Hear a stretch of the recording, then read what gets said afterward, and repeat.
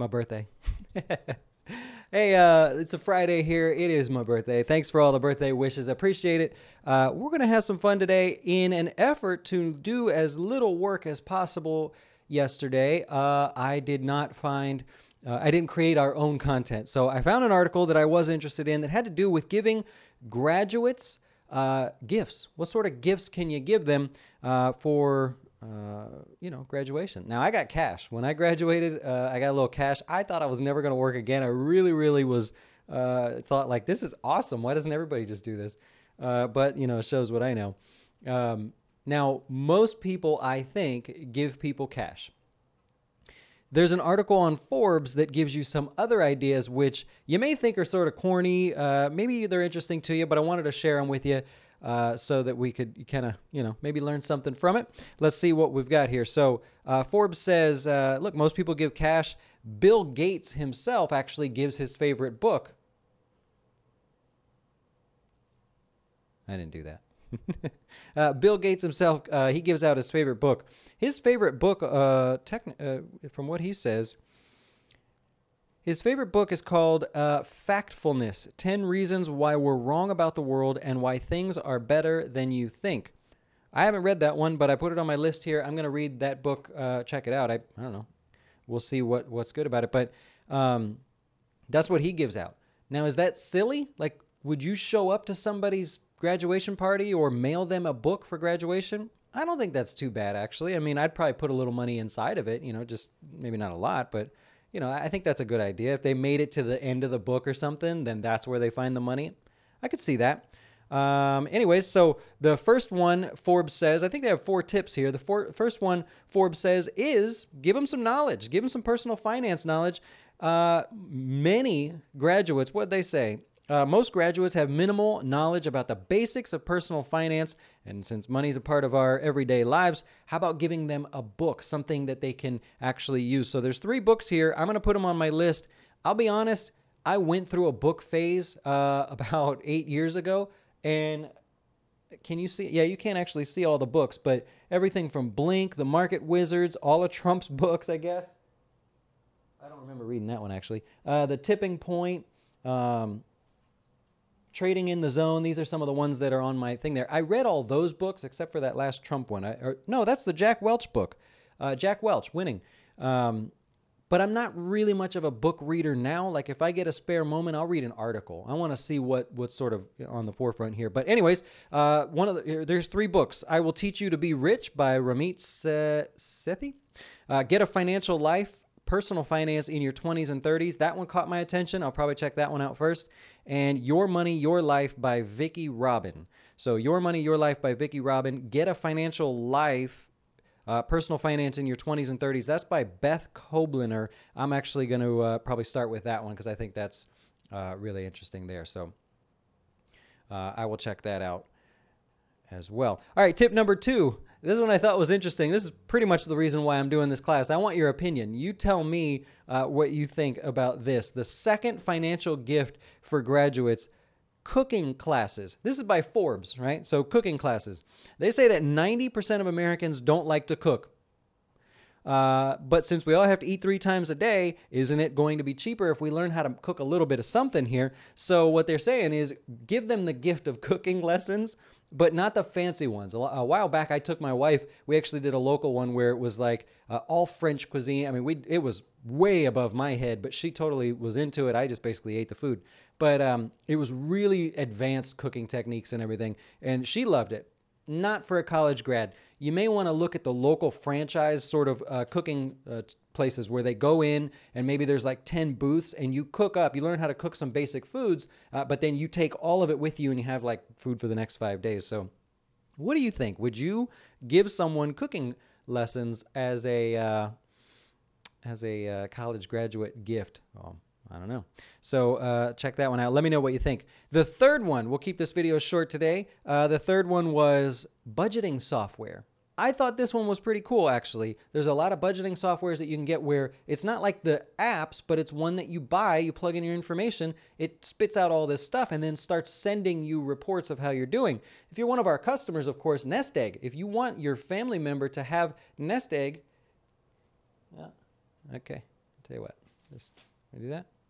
If you want your family member to have nest egg, let me know. Send me a thing. And also, real quick, for those of you that catch this afterwards, I know a lot of our customers watch this later. Do you like nest egg? Is it a little complicated? Because we're looking at something else. It wouldn't be our product, but we could still call it nest egg. That's a lot easier to use with all the same features. So those of you that are using nest egg, let me know, because nest egg currently, the way it sits, to me is better than every other financial planning app that's out there, because it's a financial planning app. So you can put in your information and then I can take over and start tweaking things. I think it's a little complicated for the end user, so we're looking at some other ideas. Let me know what you think. But number 3 was some kind of budgeting app or software. I like the software idea. YNAB is one that's more of an app that you can actually buy for somebody and give it to them. Mint, I don't know if you could buy that for them, or I know it doesn't really cost anything, but I'm not sure how that would work. But I really like that idea. So give them some money in an account and then give them the budgeting app and say, here, you know, use it, something that'll follow up with them. So I thought that was a really, really good one. Tip number 4, this is back to corny again. I don't know if they're just trying to get attention, but number 4 was a toolbox. Give somebody a toolbox with a few tools in it so that they have things like a hammer, pliers, tape measure, a level. So when they, and the text actually says, when they get all that new furniture from IKEA, they'll know how to put it together without hiring somebody. So number 4, a toolbox. I don't know. That's kind of weird. I don't know that I would do that one. So we'll move on. Number 5, a Roth IRA. You can get somebody a Roth IRA. Would you open somebody a Roth IRA, put some money in there for them, and then let them take over from there?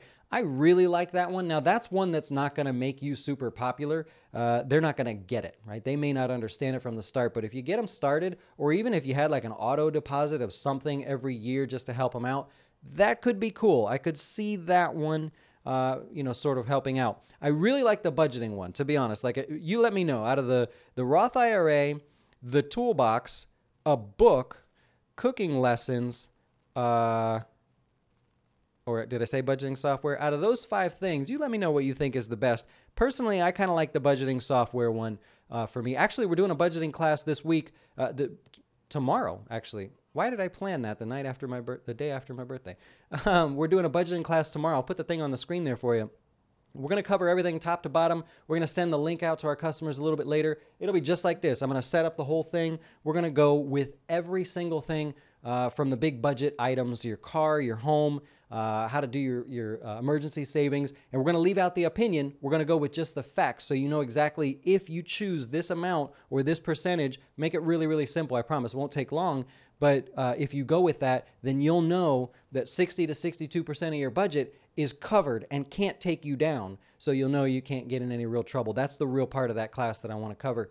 But I'm really excited about the car portion, because I think if most people would think about this, do it this way to buy a car, which I'm not going to ask you to do something radical, I really, really think that would save you a lot of money. So check that out. But otherwise, we're going to wrap it up. I appreciate all the birthday wishes there. Really, really cool. So I'll answer some of the questions. If the book has value in the future, and yes, the love of the idea. Yeah. I think we're on the same page, Dennis. Just the idea of maybe taping a little cash on somewhere in like the last chapter so they can't shake it out and everything. That would have been pretty cool. And Rodimus says he would have loved that Roth IRA. You know, I got to be perfectly honest with you. I had a trading mindset when I was a kid. My dad was a futures trader, so I wanted to fall into that. I actually started trading in school, so in high school. So for me, I would not have understood the Roth. I would have thought, this is silly when I can go do this and make some money. I wish I would have started that early. Trust me, it saves you from doing some crazy things now.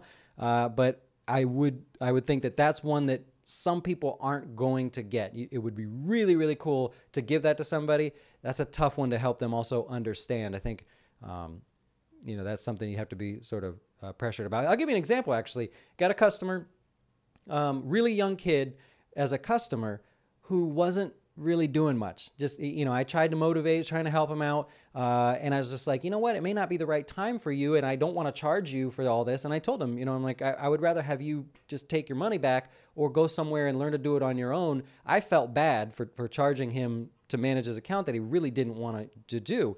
Well, you know what happened? He talked to his grandfather about it.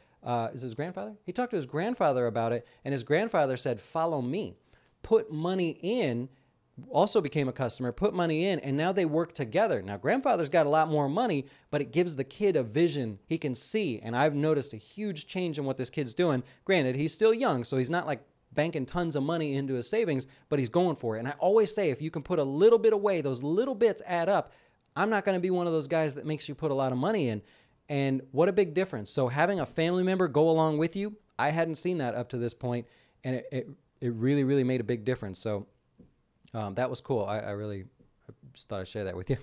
Anyways, I appreciate the birthday wishes, guys. I'm going to roll. We are way behind here today, so if you emailed me, we'll be getting to that here shortly. If you have a scheduled call with us, of course, that's still on as usual, but thank you so much for the birthday wishes. If you're coming to the budgeting class tomorrow, it starts live at 11 p.m. Eastern, and then also what I'm going to do is all of the segments are pre-recorded with graphics and everything that we talked about. So everybody that joins us for that class, I don't know how I'm going to do it yet, but I think there's like 6 segments where each thing is broken into little 3-minute increments. I'm going to send all of that to you as well so that you have that after the class, maybe with a bonus video or something in there. So if you can't make the class, no worries. We're going to sort of take our time with it, but I'll send you all of that as well. If I don't, just bug me, remind me to do it, and I will. Appreciate it, guys. Have a great weekend, and we'll be back at 4 for the market update, and we'll take it from there. See ya. See, the problem with budgeting is all of the financial gurus out there, all of the blogs just give you general advice, get you all pumped up to go budget, and then you get going and you have no idea where to start. Let's talk about the big ticket items that can financially ruin you if you don't know how much to spend and how much to budget on them. Emergency funds, retirement savings, this is a class about specifics. We are not going to motivate you. I am not going to inspire you. I'm going to educate you on exactly what you need to do with your budget, with these big ticket items and the big portions of your budget, so that you and your family never stress about budgeting your money again. If you sign up before June 8th, then we're giving you lifetime access to Nest Egg, our personal financial portal where you can get your dough straight. Everything in your financial life, including your budget, can be seen on this portal. And best of all, we do not sell your information like Mint or some of the other apps. It is 100% yours, customizable to you. Again, if you want to be motivated, you want to be inspired, then this is not the class for you. If you want details and specifics about what to do the second you finish with this class, well, then I hope to see you there.